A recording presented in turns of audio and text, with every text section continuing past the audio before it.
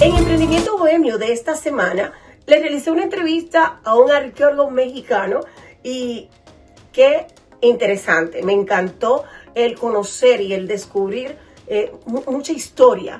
Y esto fue lo que nos explicó y lo que nos mostró parte de lo que ya él ha estado trabajando. En Emprendimiento Bohemio de esta semana, Julio Jorge Celis Polanco. Mi gente de Bohemia y Más con Magdalis. Como siempre, este programa a mí me fascina porque primero que es un programa completamente familiar y me encanta cuando les damos al público información importante.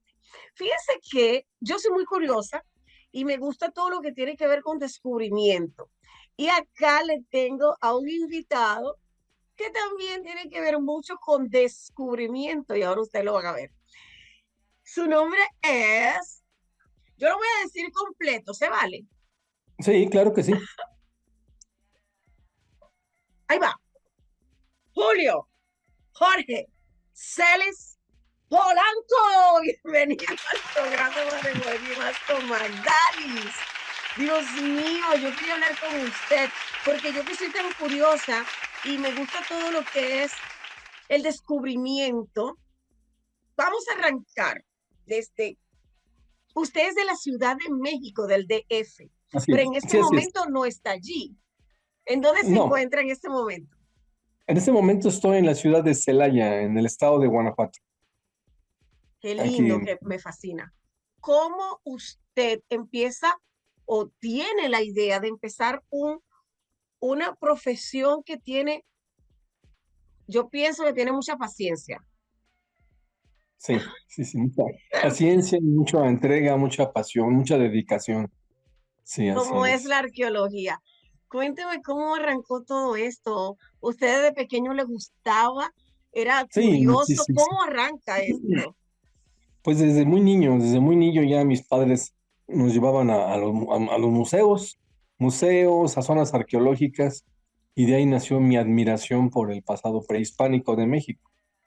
Entonces fue que empecé para 1986, entré a la Escuela Nacional de Antropología e Historia en la Ciudad de México, y para 1987 comencé esta investigación siendo Ah, estudiante que hasta ahora sigo desarrollando. O sea, ya wow. son 37 años de trabajo sobre este tema, sobre el origen de los aztecas. Pero es que yo a veces pienso como que ustedes nunca terminan de estudiar, porque como que siempre hay un estudio nuevo, es un descubrimiento, son fechas, o sea, ustedes nunca paran. Entonces, No, lo que pasa es que un descubrimiento nos lleva a otro, otro. continuamente. Un descubrimiento nos lleva a otro y a seguir desentrañando la verdad de la historia. Eso es lo que pasa. Sí, porque si ustedes no existieran, la historia no es completa. Claro, porque hay mucha historia que no está escrita. Entonces, a través de los restos materiales tratamos de reconstruir la historia de los pueblos que desaparecieron. Entonces, por eso es que nuestra materia de trabajo son los restos de estas culturas, de estos pueblos que ya desaparecieron, pueden ser hace miles de años, cientos de años. Y con eso tratamos de explicar y reconstruir todos esos huecos o lagunas que hay en la historia del mundo. Yo pienso y siento, conociendo parte de la historia de México, y que conozco muy poco, porque es que México yo siento que uno de los países o las zonas que tienen más historias, porque es que es como muy, o sea, uno se mete allí y queda con hambre.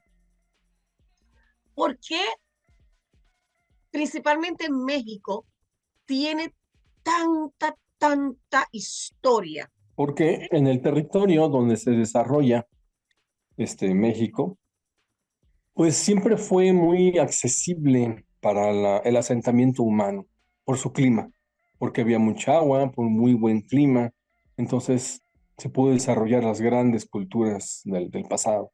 Eso ayudó mucho a la agricultura, al desarrollo de la agricultura y por lo tanto al asentamiento humano. Por eso es que México tiene tantos rostros, es pluricultural, es muy variado en cuanto a riqueza cultural. Fue muy favorable por eso. Ok, ¿cuál ha sido el descubrimiento más importante en estos últimos años que usted ha dicho, bueno, esto me ha dejado días sin dormir? Pues precisamente mi trabajo yo fui desarrollando siendo muy joven, estudiando el paisaje de México, un paisaje sagrado. Se veneraba el paisaje. Entonces las montañas eran sagradas para los antiguos mexicanos, los ríos, las montañas, las lagunas. Entonces, y las representaban en sus libros de pinturas, en los famosos códices. Cuando yo veo una representación de una de las montañas más importantes del México prehispánico, el Culhuacán, el Teoculhuacán, el Chicomostoc, tiene como 40 nombres, pero bueno, tiene tres nombres principales. Y pregunto, ¿dónde queda esta montaña? Me dicen que no existe, entonces yo no lo creí, no se me hizo lógico, entonces me pongo a buscar esta montaña en la geografía de México. Y me doy cuenta que está íntimamente relacionada con la patria original de los aztecas. Aztecas vienen Wow. de Aztlán, por eso se llamaban aztecas, porque vienen de Aztlán. Y a lo largo de los últimos 500 años de la historia, hubo muchas propuestas de dónde estaba este Aztlán. El Aztlán estaba perdido en la geografía. Entonces, muchas propuestas fueron erróneas por errores históricos y muchas de ellas desafortunadamente se hicieron como si fueran verdades históricas. Y la gente se casó con esas propuestas, con esas ideas, y se quedó cerrado ese tema como un lugar que no era posible de localizar, como un lugar metafórico, como un lugar inexistente, por tantos errores que había existido en el pasado sobre su ubicación. Muchos lo querían ubicar, por ejemplo, en California, en Arizona, Wow, en- pero ¿por qué? pues porque pensaban que venían muy del norte, que venían del norte, entonces, y porque hacia el siglo XVI, el primer virrey de la Nueva España Ajá. manda una expedición con un capital español llamado Francisco Vázquez de Coronado, y se pierden hacia el norte, llegan a las grandes llanuras, encuentran pueblos nómadas de los pieles rojas, no encuentran las ciudades de oro que pensaban que iban a buscar, y se regresan sin encontrar nada, pero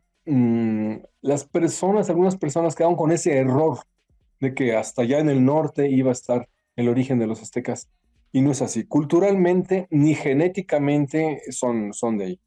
En los estudios que ahora tenemos estudios de genética avanzada, con estudios de ADN, donde ya pudimos localizar cuál es el ADN directo de los aztecas que fundan México y cambian su nombre de aztecas a mexicas. Ya no van a ser aztecas cuando fundan México, ahora son mexicas, son mexicanos, son mexicas. Pero mientras, pues, antes eran aztecas.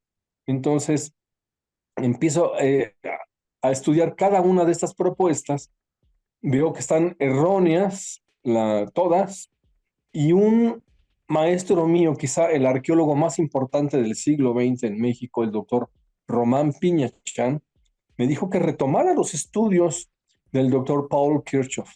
El doctor Paul Kirchhoff, de origen alemán, de manera fortuita, de manera accidental, descubre que al sureste del estado de Guanajuato había una montaña con el nombre de Cuyacán, y todo indicaba por la iconografía, por la toponimia, de que era el original Teoculhuacán, el Chicomostoc, donde está el Aztlán. Entonces retomo su investigación. El doctor Kirchhoff muere en 1972. Kirchhoff nunca fue a Guanajuato, nunca fue a esa montaña, porque no era su objetivo de investigación. Fue algo que paralelamente a su trabajo lo descubre y lo deja abierto quién lo quería retomar. Él no lo continúa, lo deja abierto, yo lo retomo en esa época y veo que es un trabajo muy serio, muy profesional, de mucho conocimiento, porque habría que aprender el idioma náhuatl, saber náhuatl, saber iconografías, saber leer los Claro, porque ¿cómo códices, va a los descubrir calendarios, todas los las mapas. cosas que encuentre? Eso es otra cosa Claro, fascinante. entonces, viene una descripción en este documento del siglo XVI donde él se basa, que se llama la historia tolteca chichimeca. Porque culturalmente hablando, los aztecas pertenecían a esta cultura, eran toltecas chichimecas. No era un pueblo nómada, pobre o salvaje o cazadores que venían no sé de dónde. No, los aztecas desde su origen ya eran una alta cultura con agricultura, con calendario, que construían ciudades, ya eran todo eso. Pero después ellos van a mitificar su origen. Pero ya eran mesoamericanos, por así decirlo. Entonces, en esta narrativa de este códice, este documento del siglo XVI, nos menciona cómo hay un par de embajadores toltecas que vienen desde el actual estado de Puebla, en México, en Cholula, donde está la pirámide más grande de América, y se vinieron caminando durante 6 días hasta la falda de la montaña de Oculhuacán, Chicomostoc. Cuando yo reconstruyo esa ruta que hicieron durante 6 días, durante 6 pueblos, en la geografía actual, y lo caminé. En 1997 hice ese recorrido de más de 300 kilómetros.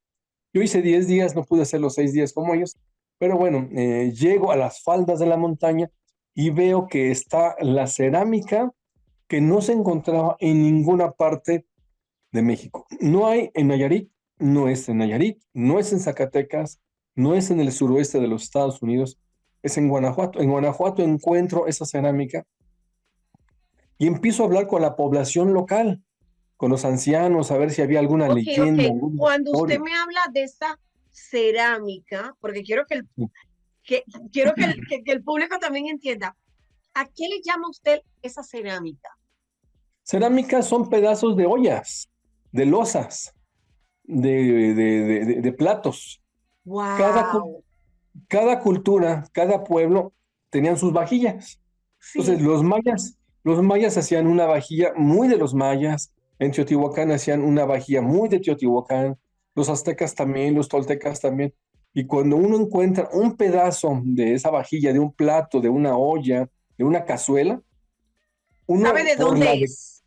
sí, por la decoración, por el tipo, es una tipología, sabemos a qué cultura pertenece y qué antigüedad tiene.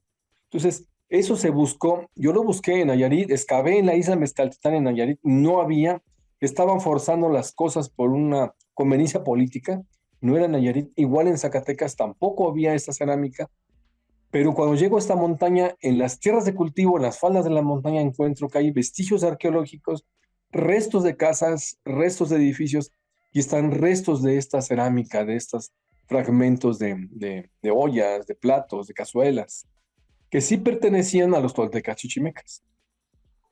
Entonces, empiezo a hablar con la gente que vive en las faldas de la montaña, hablo con ellos, y un señor, un agricultor que cuidaba a sus animalitos, unos chivos, en la montaña me dice, ya platicando con él, me dice, oiga, ¿por qué será que a esta montaña también le conocen como Chicomostoc? ¿Qué es eso? Digo, Chicomostoc significa lugar de las 7 cuevas. Dice, con razón, pues sí tenemos 7 cuevas principales. Entonces dije, híjole, pues estamos en el lugar correcto. ¿Usted conoce las 7 cuevas principales? Dice, sí, yo lo llevo para que las conozca. Entonces fui a conocer esas 7 cuevas principales. Este cerro de Culiacán ha de tener unas entre cuevas, abrigos rocosos que son más pequeños y nichos, y con unas 300 cuevas, o sea, es mucho, pero las Pero entonces, principales son 7. qué grande es? O sea, porque yo estoy tratando, usted me está hablando y yo estoy entrando en ese mundo, pero qué tan grande es. Es la montaña, es un volcán, es un estrato volcán, es el volcán más alto del estado de Guanajuato, de todo el Bajío. Es una Wow. verdadera montaña, es muy grande, y tiene 14 pueblos alrededor de la montaña. Y son tres Entonces es municipios inmenso. sí, son 3 municipios del estado de Guanajuato que lo dividen. Entonces es muy grande esta montaña, y me he dedicado los últimos 20 años a caminarla, a conocer, a fotografiar las cuevas, a medirlas, a sacar mapas de cada una, planos. Ese ha sido mi trabajo, y de conocer las leyendas y las historias. Fíjate que en los documentos del siglo XVI, con los primeros evangelizadores que llevaron la religión católica, a Ajá. los que sobrevivieron a la conquista, se mencionan en las antiguas historias que cuando iban a salir los aztecas de su lugar de origen, Aztlán, de una de las cuevas de montaña del Chicomostoc, sale un águila. El águila se para en un árbol y les habla y les dice que la sigan porque ella les iba a mostrar dónde van a fundar México. Oh Y my así se God. queda. Eso está en los libros antiguos, en los códices, en las crónicas antiguas de hace 500 años. Y hablando con los ancianos que viven al pie de la montaña, me dice un señor, ya un anciano, me dice, oiga, pues ¿qué no sabe entonces que el águila de la bandera de México salió de una de estas cuevas? Eso era lo que le quería preguntar. Entonces le digo, a ver, cuénteme la historia. Dice, no, yo estaba ancianita, muy chiquitito. Era un niño cuando mi bisabuelo me dijo que de la cueva del Tepozán salió un águila muy grande y que el águila hablaba. Entonces, quién sabe qué les dijo, porque iban a fundar México aquí, pero se los llevó y fundaron México allá en el Valle de México. Esta historia es una historia oral que ha pasado de generación en generación en los últimos 500 años. Y ese señor no conoce las crónicas históricas del siglo XVI, pero conoce su historia oral y coincide perfectamente con lo que dicen las crónicas a lo que dice la Con los historia oral. tiempos. Ay, Dios mío. Es Todo que esto la fue historia es armando un gran maravillosa. rompecabezas. Sí, fue armando un gran rompecabezas, y de ahí salió mi tesis de maestría, pues. Después lo convertí en un libro, tengo mi libro, tengo varios libros que explican a detalle toda la investigación, y me dediqué entonces a conocer la montaña. Cañada por cañada, barranca por cada barranca, son 30 barrancas, y conocer todas las cuevas. Estas 7 cuevas, entre ellas está la cueva del Tepoztlán, donde salió el águila. La tengo muy bien ubicada esa cueva, donde anidaba esta águila, y otras más cuevas. Eso ha ¿Cuánto sido tiempo le ha a llevado a grandes. usted? ¿Cuánto tiempo le ha llevado a usted todo este estudio? Pues es un estudio multidisciplinario, porque no nada más me basé en la arqueología. También Claro. soy historiador, tuve que utilizar la antropología social etnográfica, la arqueoastronomía, la Dios arqueoespeleología. mío. Tuve que aprender de todo eso de etnohistoria, saber leer los códices, saber los libros antiguos, interpretarlos, entenderlos, para poder armar y entender este concepto, ese rompecabezas de dónde es que venían. Y empecé a llevar gente para que la gente físicamente conociera el lugar. Ya ha venido gente de la Universidad de Moscú, de Rusia, gente de Sudamérica, gente de Japón, de la India, de Alemania. O sea, ya ha ido gente y ya lo han publicado en sus países. Entonces, como esto llamó mucho la atención, la Universidad de la Patagonia de Argentina y de Barcelona en España se unieron para buscar el origen de los aztecas, pero desde el punto de vista de la biología humana, del ADN. Y también 2 universidades de Estados Unidos, la de Tucson en Arizona y de Denver, Colorado, también se unieron y fueron a sacar muestras de ADN mitocondrial de los restos óseos, de los huesos de los mexicas del Templo Mayor en México, para buscar el genoma humano, el ADN, de dónde venían geográficamente sus Claro. abuelos, los ancestros directos. Y para ellos fue una sorpresa, y para mí nada más fue una demostración más. Resulta que los abuelos, los ancestros directos de los mexicas del Templo Mayor, del Imperio Azteca o del Imperio Mexica, es gente del Bajío de Guanajuato, donde está la montaña. Claro. Entonces todo coincidió, y por eso la Universidad Nacional Autónoma de México lo publicó como un hecho histórico, ya real y comprobado. También me Wow. publicaron a mí ¿sí? Esto es como, yo me siento que estoy tratando de meterme allí y ver todo, porque yo soy demasiado curiosa. Entonces, ahora, ustedes descubren, ya, ok, ya todo eso está, ya está publicado, ya se sabe que todo esto está allí. Pero yo siento que mientras más buscan, más encuentran. Sí, así es, así es.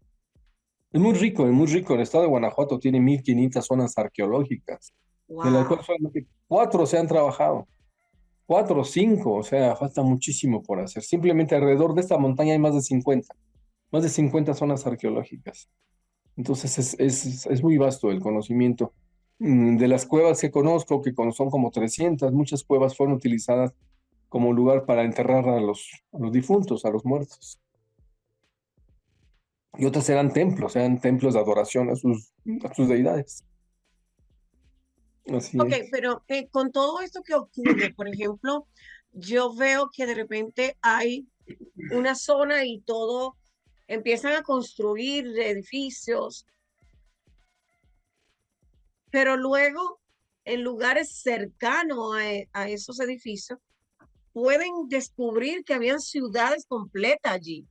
Entonces, ¿cómo Sí, funciona eso? Porque es que están como destruyendo algo, una ciudad que estuvo antes. es correcto, pasa muy seguido. Entonces, ¿qué, Pasa qué se muy puede hacer seguido. allí? Pues se supone que el Instituto de Antropología e Historia en México se supone que debería de defender esto, pero no hay Claro, realmente, no hay un presupuesto para defender todo. Realmente no hay un presupuesto. El gobierno realmente no apoya. De hecho, todo este trabajo de investigación lo he hecho por mi cuenta, yo solo. No he contado realmente con una institución así que me respalde al principio, no. Ahorita la UNAM reconoce mi trabajo, me publicó una síntesis de mi libro, la UNAM, y la Sociedad Mexicana de Geografía y Estadística también me avala académicamente, todo el respaldo académico, pero económicamente, pues no, estamos con muchísima dificultad para hacer este trabajo. Muchas veces yo tenía que trabajar en la Ciudad de México de otras cosas para poder ahorrar, juntar e irme a la montaña a acampar trabajar. semanas para hacer ese trabajo por mi cuenta, o sea, nadie me pagó. Entonces, ha sido muy difícil. Al principio tuve que luchar con instituciones porque la historia la habían institucionalizado. Le habían dicho una versión ya institucional de Estado. Y así Entonces, era. O ya sea, sí era, ellos ya no. colocaban, Y nadie le interesaba por investigar o profundizar más. Entonces, lo tuve que hacer por mi cuenta, de una manera casi, pues rebelde, por así decirlo, y luchar contra instituciones y contra voluntades para seguir adelante y perderme en la montaña durante días, semanas ahí y avanzar en la investigación y recabar datos y recabar todo esto. ahora, este estudio que usted está haciendo, normalmente va e investiga en otros lugares o en este momento está solamente allí en esas montañas. Ahorita estoy ubicado precisamente, ahorita solo aquí en el Cerro del Culiacán. Sigo, últimamente, pues ya tengo varios años dedicándome a hacer viajes, pues, de senderismo, donde muestro a las personas estas 7 cuevas en viajes diferentes. Tengo 25 rutas diferentes dentro de la montaña, donde alcanzan a ver las Wow. 7 cuevas y muchas más. Entonces, ¿Cuánto cada fin tiempo de se semana, tarda? pues, ¿Cuánto tiempo? Esa ruta puede hacerse en un día. Usted anteriormente me dijo que ellos lo hicieron en 6 días, usted lo hizo en 10 días, pero ya cuando estás dentro de, del- de la, de la montaña, por decirlo así, ¿cuánto tiempo yo me puedo tardar en conocer todos esos lugares? pues imagínense, si son 25 rutas, tendrían Ajá, 25 días. O sea, una ruta un por día, ¿no? mes, Entonces, un mes. un mes, más o menos un mes de estar caminando en la montaña. Entonces, pues eso es lo que sé. Más o menos, no se llega ni a la mitad, nunca llegamos a la cumbre, porque yo siempre los meto a las barrancas, a las cañadas, para que conozcan las cuevas, que es donde están, y les explico las leyendas, porque también he recopilado las leyendas actuales y las Claro. leyendas de las cuevas, hay muchas leyendas de todo tipo. Entonces, pues todo eso también lo he recopilado como parte de la cultura, manifestaciones culturales actuales y antiguas. Entonces también tengo un libro sobre las puras leyendas. Ok, vamos a hablar de los libros, porque el tiempo en televisión se va corriendo. Yo quiero informarle a todos, a todo el público. Ok, ¿cuántos libros actualmente tiene? Exclusivamente sobre, tengo de otros temas históricos y otros lugares, pero sobre este tema del origen de los aztecas son 2 libros principales. El libro principal, la primera edición fue en el 2005. Este libro ha crecido muchísimo. Wow. Actualmente no lo tengo impreso porque en México sale muy caro una impresión de un libro. Entonces lo estoy vendiendo por medios electrónicos, o sea, por WhatsApp.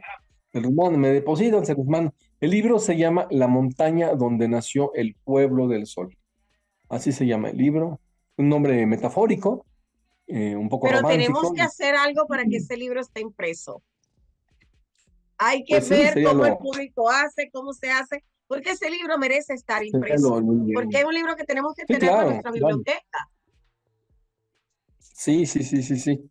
Es un libro científico, pero está escrito de una manera muy, pues, coloquial, para de difusión, para que toda la gente lo entienda. No, no, no es para los especialistas de la antropología. A mí me interesa que el pueblo lo sepa, no, no los especialistas, porque los especialistas son 10, 20 personas, entonces no tiene sentido. Claro, Entonces, esto toca las fibras más sensibles de la identidad nacional como mexicanos. Por eso es tan importante, porque arraiga y da un sentido de por qué se llama México y por qué somos mexicanos y de cuál es el origen. Entonces, esa es la importancia de este descubrimiento y de este libro, que yo expongo todos los pormenores, todos los documentos, todos los códices, y la segunda parte del libro hablo exclusivamente de la montaña, todas las barrancas, las 7 cuevas y otras cuevas más, todos los descubrimientos y todo lo que se ha hecho, y leyendas e historias, dónde se ubica, cómo llegar, ahí viene todo, todo, todo, todo, todo. qué Y maravilla. aparte, y el segundo libro son las leyendas de las cuevas del Cerro Culiacán, o sea, las leyendas. Yo con un grupo de cineastas estamos tratando de hacer un documental. Queremos hacer un documental de primer nivel para subirlo a una plataforma como tipo Netflix, como un tipo Nat Geo, Discovery Channel, a nivel nacional e internacional, para dar a conocer este descubrimiento que cambia la historia de México, de su origen. Entonces, andamos también buscando patrocinadores, patrocinios, alguien que nos ayude para poder reunir la economía suficiente y hacer un muy buen producto. Los cineastas con los que estoy trabajando es gente que ha ganado premios, gente de primer nivel dentro del cine, Qué y están bueno. también muy entusiasmados en hacer este proyecto, pero pues sí cuesta y necesitaríamos también pues recursos y economía para poder hacer este documental que sea muy visual, que sea con muy buen ritmo, que sea muy bonito, muy visual para todo mundo y Bueno, muy sin ojalá se entender. pueda hacer lo antes posible, porque de verdad es triste que se malgaste el dinero en muchas tonterías y no en lo que Sí, realmente uno como ser humano necesita, saber de dónde viene, para uno saber para qué puede hacer y para dónde va. Y es muy triste que no se pongan las prioridades. De verdad que yo, bueno, acá ya el público sabe, tienen que seguirlo en todas sus redes sociales. Cuente sus redes sociales, donde el público puede encontrarlo. ahorita solamente tengo Facebook, solamente, y estoy como arqueólogo Jorge, así me van a encontrar, arqueólogo Jorge. Yes, Facebook, Facebook. Esto lo vamos a colocar acá.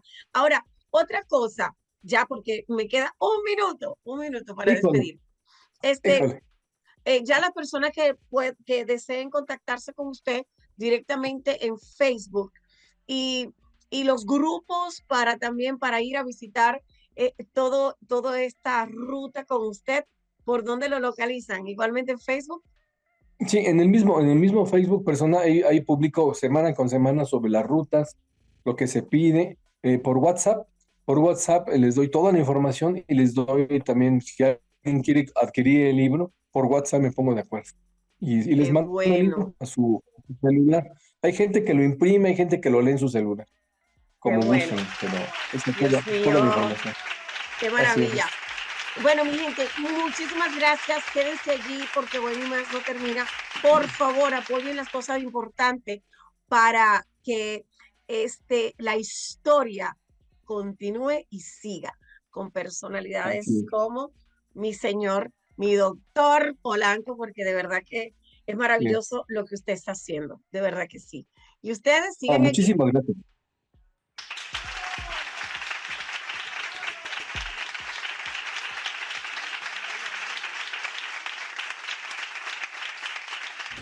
Mi gente, gracias por estar siempre en sintonía con este programa maravilloso que lo realizamos con mucho cariño para todos ustedes.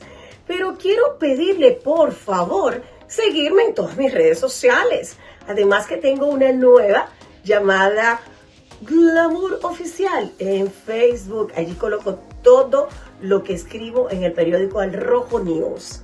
Y por supuesto el www.bohemiaymasconmagdalistv.com. Allí están todos los programas, además de algunas cosas que colocamos siempre. Mi gente, besos, porque de aquí para todos ustedes, y ya prepárense, porque por ahí viene la Navidad, ya una semana. Así que vamos a empezar a decir Feliz Navidad para todos ustedes.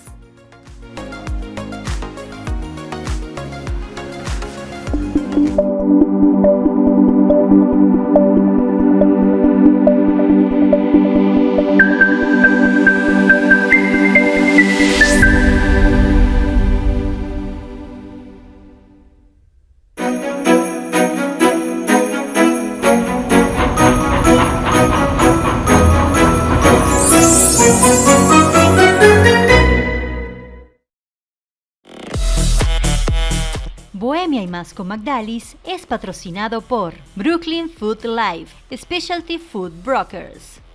Gaby Decorating, tú lo sueñas, nosotros lo creamos. Colegio Pablo Picasso, construyendo el futuro desde Alameda, Celaya, Guanajuato, México. Centro Universitario Pablo Picasso, imaginar, crecer, creer. Golondrina, las mejores sombrillas de Colombia de calidad premium. Quinceañera Expo by Magdalis. Tus momentos más hermosos merecen ser compartidos. Filipina de autor, moda gastronómica by Jenny Marcano Couture.